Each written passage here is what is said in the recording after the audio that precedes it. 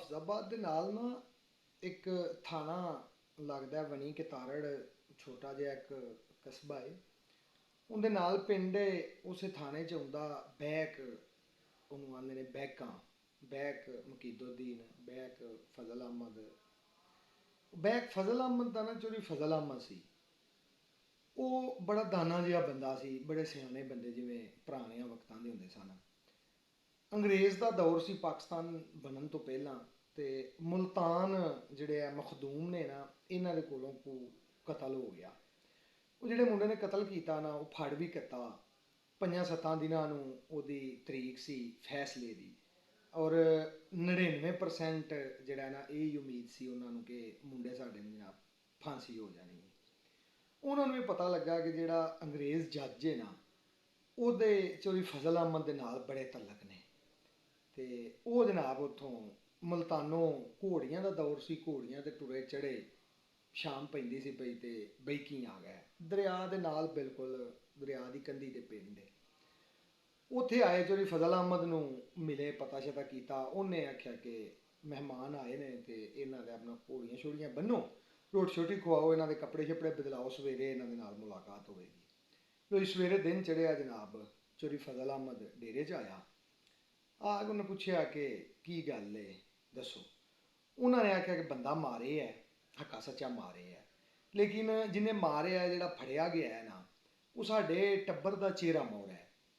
ਅਸੀਂ ਨਹੀਂ ਚਾਹੁੰਦੇ ਹੈ ਕਿ ਉਹਨੂੰ ਜੱਜ ਫਾਹੇ ਲਾਏ, ਤੇ ਦੌਰ ਵੀ ਬੜਾ ਡਾਢਾ ਹੈ, ਜੱਜ ਗੱਲ ਵੀ ਕੋਈ ਨਹੀਂ ਮੰਨਦਾ ਪਿਆ, ਕਿਸੇ ਦੀ ਵੀ ਸਿਫਾਰਿਸ਼ ਨਹੀਂ ਉਹ ਮੰਨਦਾ। ਚੋਰੀ ਫਜ਼ਲ ਅਹਿਮਦ ਨੇ ਆਖਿਆ ਕਿ ਯਾਰ ਚਲੋ ਤੁਸੀਂ ਐਡੀ ਦੂਰੋਂ ਮੇਰੇ ਕੋਲ ਆਏ ਹੋ, ਤੇ ਉਹ ਗੱਲ ਤੇ ਨਹੀਂ ਹੋਈ ਕਿਸੇ ਦੀ ਮੰਨਦਾ, ਨਾ ਹੀ ਕਦੀ ਮੈਂ ਜਿਹਦੀ ਸਿਫਾਰਿਸ਼ ਕੀਤੀ ਹੈ, ਤੇ ਚਲੋ ਮੈਂ ਤੁਹਾਡੇ ਲਈ ਵਕਤ ਵੈਦਾ ਕਰਾਂਗਾ। ਤਰੀਕ ਕਿੱਦਾਂ ਨੇ? ਉਹਨਾਂ ਦੱਸਿਆ ਜੀ, ਮਤਲਬ 2, 4 ਜਾਂ 7, ਜਿਹੜੀ ਵੀ ਤਰੀਕ ਉਹਨਾਂ ਨੇ ਦੱਸੀ ਨਾ, ਉਹ ਆਖਿਆ ਤੁਸੀਂ ਟੁਰ ਜਾਓ, ਪਰੇਸ਼ਾਨ ਨਾ ਹੋ ਗਿਆ ਜੀ। ਸਿਆਣੇ ਬੰਦੇ ਸਨ ਨਾ, ਸਿੱਧੀ ਸਿੱਧੀ ਗੱਲ ਵੀ ਨਹੀਂ ਸੀ ਕਰਨੀ ਉਹਨਾਂ। ਲੋ ਜੀ ਮੁਲਤਾਨ ਵਾਲੇ ਟੁਰ ਗਏ। ਜਿੱਦਣ ਸਵੇਰੇ ਤਰੀਕ ਸੀ ਨਾ, ਰਾਤ ਨੂੰ ਚੋਰੀ ਫਜ਼ਲ ਅਹਿਮਦ ਜਾਂ ਘੋੜੀ ਤੇ ਚੜੇ ਲਾਹੌਰ ਟੁਰ ਗਏ। ਜਿਸ ਟਾਈਮ ਐਨ ਟਾਈਮ ਹੋ ਗਿਆ ਨਾ ਫੈਸਲਾ ਕਰਨ ਦਾ, ਉਹ ਜਨਾਬ ਅਦਾਲਤ ਦੇ ਕੋਲ ਆ ਗਿਆ ਤੇ ਆ ਕੇ ਉੱਥੇ ਆਪਣਾ ਘੋੜੀ ਫੜਾਈ ਬਾਹਰ ਬੰਦੇ ਨੂੰ, ਤੇ ਉਧਰੋਂ ਜੱਜ ਬੈਠਾ ਸੀ ਕੁਰਸੀ ਤੇ, ਅਦਾਲਤ ਲੱਗੀ ਸੀ, ਫੈਸਲਾ ਹੋਣ ਲੱਗਾ। ਉਹ ਜਨਾਬ ਅਦਾਲਤ ਦੇ ਵਿੱਚ ਅੰਦਰ ਵੜ ਗਿਆ। ਜੱਜ ਵੇਖ ਕੇ ਬੜੀ ਹਯਾ ਕਰਦਾ ਸੀ, ਚੌਧਰੀ ਸਨ, ਬੜੇ ਕੰਮ ਦੇ ਬੰਦੇ ਸਨ। ਜੱਜ ਜਨਾਬ ਉੱਠ ਕੇ ਖਲੋ ਗਿਆ, ਸਲਾਮ ਦੁਆ ਲਈ, ਹਾਲ ਚਾਲ ਪੁੱਛਿਆ ਕਿਛਿਆ, ਤੇ ਪੁੱਛਿਆ ਕਿ ਚੋਈ ਸਾਹਿਬ ਕਿਵੇਂ ਆਉਣ ਹੋਇਆ ਇੱਧਰ। ਉਹਨਾਂ ਕਿਹਾ ਯਾਰ ਆਉਣਾ ਕੀ ਸੀ, ਮੈਂ ਤੇ ਐਵੇਂ ਲੰਘਦਾ ਸਾਂ ਪਿਆ ਤੇ ਆ ਬਾਹਰ ਲੋਕ ਗੱਲਾਂ ਕਰਦੇ ਸਨ ਬਾਜ਼ਾਰ ਦੇ ਵਿੱਚ ਕਿ ਮਲਤਾਨ ਵਾਲਿਆਂ ਨੇ ਬੰਦਾ ਨਹੀਂ ਮਾਰੇ ਆ, ਹੈ ਕਲੀਅਰ ਨੇ, ਵੇਖ ਲੈਂਦੇ ਹਾਂ ਹੁਣ ਜੱਜ ਕੀ ਫੈਸਲਾ ਕਰਦਾ ਹੈ। ਆਹ ਹੀ ਗੱਲ ਸੁਣਦੇ ਹਾਂ, ਲੰਘਦਾ ਸਾਂ ਪਿਆ ਤੋਂ ਮੈਂ ਵੀ, ਤੁਹਾਡਾ ਫੈਸਲੇ ਦਾ ਪਤਾ ਲੱਗਿਆ ਟਾਈਮ ਹੈ, ਤੋਂ ਫੈਸਲਾ ਸੁਣਨ ਲਈ ਜਨਾਬ ਮੈਂ ਵੀ ਖਲੋ ਗਿਆ ਵਾਂ। ਤੇ ਉਸ ਆਖਿਆ ਚਲੋ ਬਹਿ ਜਾਓ।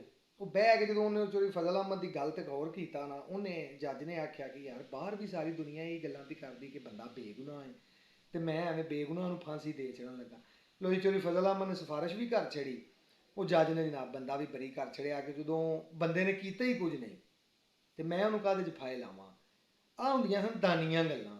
ਹੁਣ ਬੰਦਿਆਂ ਨੂੰ ਕਮਲ ਕੁੱਦੇ ਆ, ਫੋਨ ਕੰਨਾਂ ਨਾਲ ਹੁੰਦੇ ਨੇ, ਸਾਰਾ ਦਿਨ ਜਨਾਬ ਸਿਫਾਰਿਸ਼ਾਂ ਕਰਦੇ ਨੇ। ਹੁਣ ਨਾ ਸਿਫਾਰਿਸ਼ੀ ਨੂੰ ਪਤਾ ਹੁੰਦਾ ਮੈਂ ਕੀ ਗੱਲ ਕਰਨੀ ਹੈ, ਨਾ ਸੁਣਨ ਵਾਲੇ ਨੂੰ ਪਤਾ ਹੁੰਦਾ ਕਿ ਮੈਂ ਕੀ ਕਿਸੇ ਦੇ ਨਾਲ ਗੱਲ ਕਰਨੀ।